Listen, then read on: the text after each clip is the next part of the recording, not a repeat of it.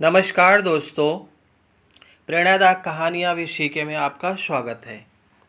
हे केशव, मेरे 100 पुत्र मारे गए और मैं अंधा क्यों हुआ? मेरे पूर्व जन्म का क्या पाप है? धृतराष्ट्र अंधे थे, लेकिन जब उन्हें यह पता चला कि गंधारी को 100 संतानों का जन्म देने का आशीष है, तो अंधेपन का दुख मिट गया। धृतराष्ट्र के 100 पुत्र और एक पुत्री थी। कुरुक्षेत्र में उनके 100 पुत्र मारे गए थे। एक पिता के लिए इससे बड़ी दुख की बात क्या होगी कि उसे 100 पुत्रों का शोक मनाना पड़े। भगवान श्री कृष्ण ने गीता का जो संदेश दिया था, उसे अर्जुन के सिवा संजय व धृतराष्ट्र ने भी सुना था। उसमें भगवान श्री कृष्ण ने कहा था कि सब कुछ पूर्व निर्धारित है, सबको उनके पूर्व के जन्मों का कर्म दंड भोगना होगा। धृतराष्ट्र को यह बात स्मरण थी। दुर्योधन और दुशासन मुख्य रूप से पांडवों और द्रौपदी के दोषी थे। उनके मारे जाने को तो धृतराष्ट्र कर्म दंड से जोड़ रहे थे, पर शेष पुत्रों की तो कोई भूमिका नहीं थी। वह क्यों मारे गए? यह प्रश्न धृतराष्ट्र को बहुत परेशान करता था। महाभारत युद्ध समाप्त होने पर धृतराष्ट्र ने भगवान श्री कृष्ण ने पूछा, मैं अंधा पैदा हुआ, मेरे 100 पुत्र मारे गए। भगवान, मैंने ऐसा कौन सा पाप किया है जिसका दंड मुझे मिल रहा है? आपने अर्जुन से कहा था कि जो हो रहा है वह कर्मों का दंड है। मेरे अंधे होने और 100 पुत्रों के मारे जाने के पीछे का क्या कारण है? कृपा करके मुझे यह बताएं। अपने पुत्रों की खोने की पीड़ा से उबरने में यह काम आएगा। भगवान श्री कृष्ण ने कहा, महाराज धृतराष्ट्र, आपने उचित ही सुना था। कर्मों का दंड भोगना ही पड़ता है, उससे कोई बच नहीं सकता। और राजा और समर्थवान लोगों को कर्मों का दंड विशेष रूप से भोगना पड़ता है। ईश्वर उन्हें समर्थवान बनाते हैं तो उनसे ज़्यादा जिम्मेदार होने की आशा रखते हैं। कुछ पाने के लिए कुछ तो देना ही पड़ेगा ना महाराज। आप इस जन्म में भी राजा हैं और पूर्व जन्म में भी राजा थे, पर आपने कई पाप कर्म किए हैं। धृतराष्ट्र अधीर हो गए। वह बोले, हे केशव, मैं इस जन्म में जो किया वो मेरे सामने है। एक राजा और एक बड़े परिवार का मुखिया होने के नाते मुझे वही उचित लगा। पूर्व जन्म का रहस्य जानने को उत्सुक हूँ। कृपया करके वह रहस्य खोलें कि ऐसा कौन सा पाप था कि मैं अंधा भी हुआ और 100 पुत्र भी गंवाए। भगवान श्री कृष्ण धृतराष्ट्र को पूर्व जन्म की याद दिलाना शुरू की।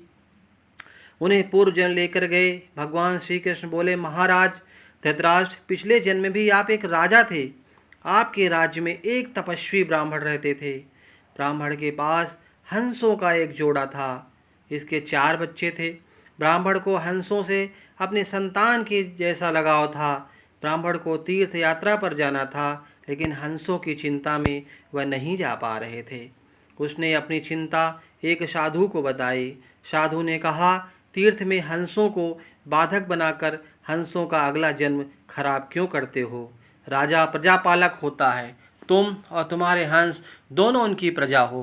हंसों को राजा के संरक्षण में रखकर तीर्थ को जाओ। आप एक प्रजापालक राजा थे, इसलिए ब्राह्मण को यह बात अच्छी लगी। वह आपके पास आया और अपनी सारी परेशानी बताई।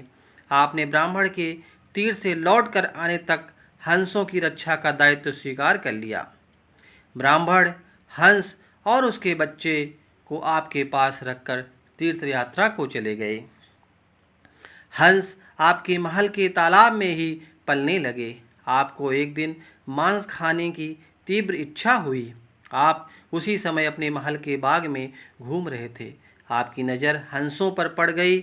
आपने सोचा, सभी जीवों का मांस खाया है, पर कभी हंस का मांस नहीं खाया।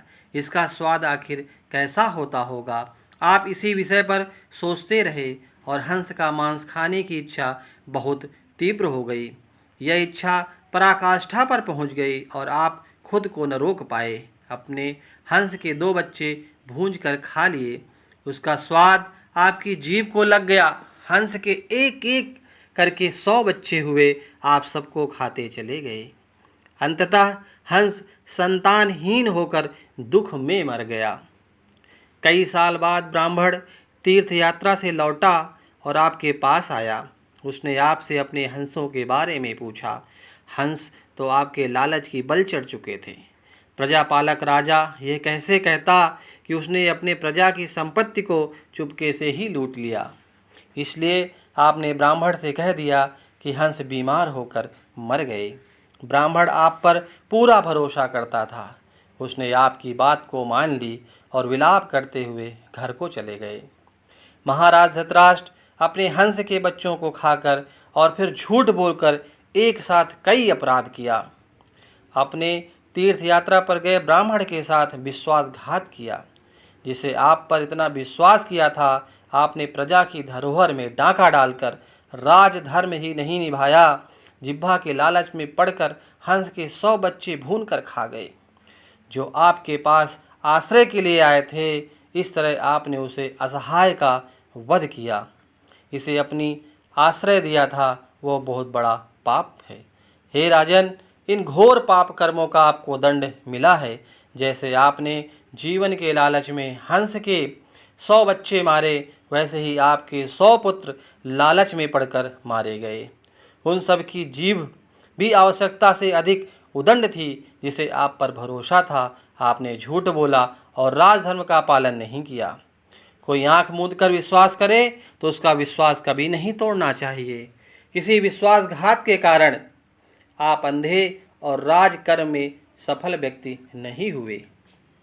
भगवान श्री कृष्ण ने कहा, सबसे बड़ा छल होता है विश्वासघात। आप उसी का फल भोग रहे हैं। तो दोस्तों, ये थी धृतराष्ट्र के 100 पुत्रों के मरने की कहानी और धृतराष्ट्र के अंधे होने की कहानी। आशा है कि आपको ये वीडियो पसंद आया होगा। इस वीडियो के माध्यम से आपको जानकारी मिली होगी, वो आपको पसंद आई होगी। अगर आपको पसंद आई है तो एक वीडियो को लाइक ज़रूर कर दें, ताकि हमारा हौसला बढ़े और ऐसे ही वीडियो आपके सामने हम लाते रहें। तब तक हंसते रहिए, मुस्कुराते रहिए, अपना स्वास्थ्य का ध्यान रखिए और मिलते हैं आपको एक अच्छी रोचक मनोरंजक कहानी के साथ अगले वीडियो में। तब तक आपका बहुत बहुत धन्यवाद।